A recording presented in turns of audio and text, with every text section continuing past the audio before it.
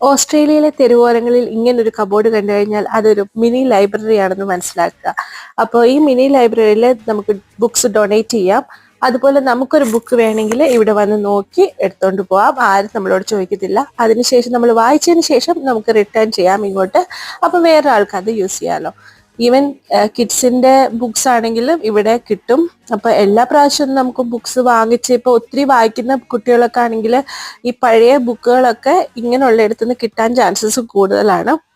അപ്പോൾ എപ്പോഴും കാശ് കൊടുത്ത് വാങ്ങിക്കേണ്ട ആവശ്യമില്ല. ഇവിടെ വന്ന് എടുക്കുക, വായിക്കുക, തിരിച്ചിവിടെ റിട്ടേൺ ചെയ്യുക. So another person can use it. അപ്പോൾ അങ്ങനെ ഒരു സിസ്റ്റത്തിലാണ് ഈ സെറ്റപ്പ് കൂടെ ഉണ്ടാക്കി വെച്ചേക്കുന്നത്. നല്ലൊരു ഐഡിയ അല്ലേ?